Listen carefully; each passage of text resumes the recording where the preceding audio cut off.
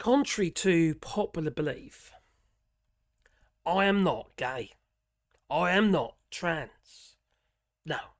Even though my fingernails have been painted by my granddaughter. But it did get me thinking, it did. It's funny how certain things sort of spark things in your mind and what have you, and things either that you've either talked about in the past or you've heard in the past or even just that day. And I think it's deeply concerning the direction that we're heading. Hey, all hippies, people are like bun. You've got Sport Channel, you've got Patreon, you've got buys, coffee things down below. I do think it's deeply concerning. I really do, because we're kind of like pushing ourselves into this little box. But different boxes, our own little box, our bubbles, you know, and we do it to ourselves, but we allow the media, foghorns of ignorance such as Nigel Farage, those idiots, to convince us to put ourselves in that box. We do it ourselves. We're indoctrinated by people like Nigel Farage. Boris Johnson was very good at it, although he's kind of off the scene. That happens not just in the United Kingdom, it happens worldwide, doesn't it? Seeing it pretty heavily in the United States at the moment, whether it be transgender in sports. In the UK, it might be, well, it's probably the same as transgender in sports. In France, transgender in sports or toilets. I just beg your belief. And when I've heard in the past, there's LBC presenters such as Sheila Fogarty going on about idealisms and that being transgender is just an idea. It's something that you do. But it's not. For these people who are trans, but, you know, if that is your thing, well, then you're not trans. You're not really trans. You just maybe want to be trans. I don't know. Maybe it's a fashion. But those who are truly trans, well, no, that's who they are.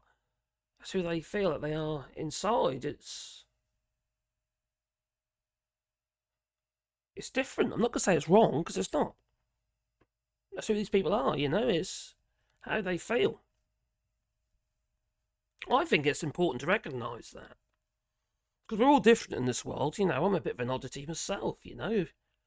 No, I'm not trans, I'm not gay, you know. I'm a happily married man, several years now. 6 kids, 11 grandchildren.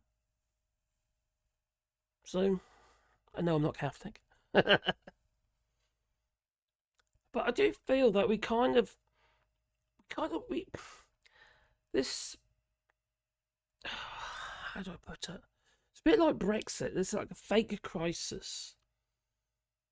And it puts this idea, this spark in my mind, it's a trigger, I suppose, of fear. And fear leads to hate, and hate leads to the dark side. Yoda was a very wise little Yoda. Well, now I've got some friends who are trans. There's also people on this channel who are trans, members of the LGBTQ plus TQ. I can never remember what it is, but anyway. And the people on the channel who are gay. I've got customers who are gay. I've actually got customers who are trans. We go in woodworking or what have you, here in France. We find quite a few actual trans people in the UK have, you know, before Brexit, moved here in rural France to get away from people. Just so they can live a more sheltered life, I suppose, without people pointing the finger.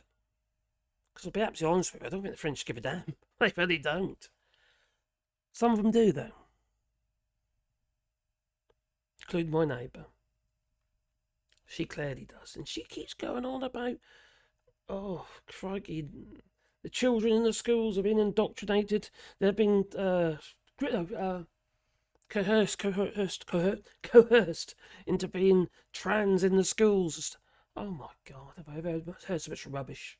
Just because there's been a book or something found on a shelf in a school that might have a trans family, you know.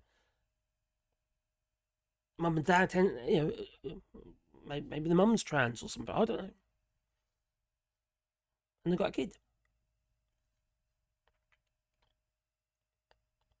At the end of the day, they're just trying to get on with their lives, It's like, it's like we're fretting over things that really don't affect us. We care so deeply about stuff that don't really matter to us, don't affect us, don't make our lives any worse at all. Hence this fake crisis, I suppose. You got that in the United States. If you like, for instance, you've got things that, well, in the UK as well, there's things that are far worse. We've got, well, Prince Andrew, for instance, he's been busy, has he, with the Russians, apparently. Obviously, that's after he was busy with some kid that his mother bought off to keep quiet. If you know what I mean. Yeah, Prince Andrew, the nonce. These people are quick to refrain from actually criticising members of the royal family for all their ills. And the fact that the king actually takes money off charities, including the Royal National Lifeboat Institution, making shitloads of flipping money. Oh, hey, let's shout from the rooftops about toilets. Maybe as a father, or my kids are grown up now, maybe I should have shouted from the rooftops regarding the fact there was never flipping changing facilities for your baby in the male toilets. Very rare. It wasn't until we got disabled toilets, and maybe we got it in there, but most of the time it's in the ladies' toilets. Instead of both. That ain't discrimination, I know what it is. Well,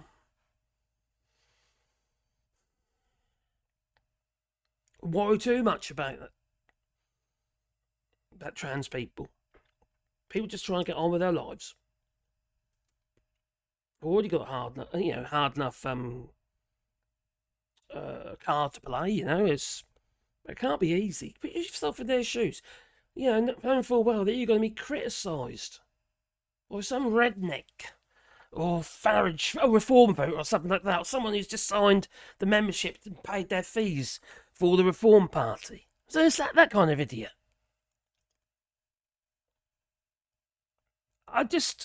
It beggars belief. 0.01% of the population trans. It's a tiny. So many people out there probably never even met one, let alone seen one, or even, quite frankly, would have a clue, to be honest. The thing is, you got people like flipping Elon Musk, who's got a trans daughter, Vivian, who's actually changed her name from Musk to her mother's name. Because he's an arsehole. Complete and utter arsehole. What kind of man disowns their child or behaves in such a way so that their child feels like he can't relate to their father anymore because he's so negative towards them? And say, oh, you've got the woke mind virus. Who does that to the kids? He's not a real man. No. He's a raven flipping lunatic anyway, and a fascist. He's just signed up to a group for the AFD and what are you? Why is it not AFD? Some far right, a known racist group. These people are awful. Yet they buy into them. You've got flipping road versus Wade and what have you. This took away women's rights in the United States. I know I've gone a bit digressed there a little bit, but 65,000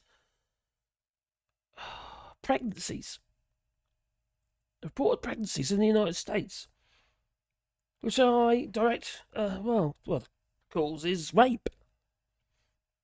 And that's okay, is it? I don't hear much ranting about that. Apparently that's okay. I don't hear much ranting about the fact that there's women who are dying on the operating table because the baby needs aborting, and well, the doctors say no, can't do it. They bleed to death. Don't hear much about that. Someone who just wants to go to the flippin' toilet and have a pee, just because you think they're a bit weird or something, that's a problem. Someone who wants to read a book to kids in a school with a supervision around them, they're not doing it on their own. What's the problem? There ain't a problem. It's all in your head.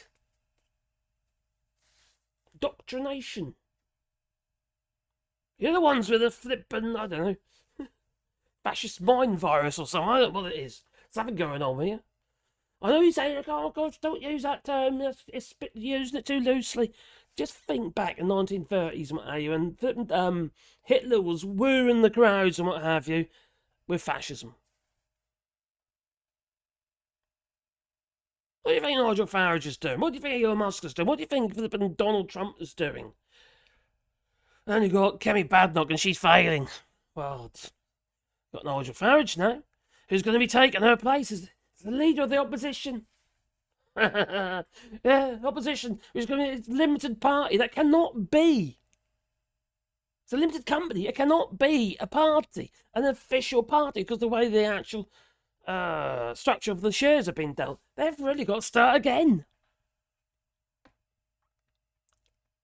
It's all about money. They know, these people who have got the money to spend know what to do to rile people up, make people angry over nothing. And you would think when people woke up to, oh, hang on, that's not, when they know the facts, oh, okay. You'd hope, wouldn't you, that they would actually come through, but they don't. They just latch on to the next hate crime to be a part of. Now it's going to be, what's it going to be, Canada? Is it going to be flippin' Panama? Who's next? Oh yeah, don't forget Greenland. Nigel Farage certainly would endorse that. Donald Trump, oh, go buy Greenland. As if they can do that.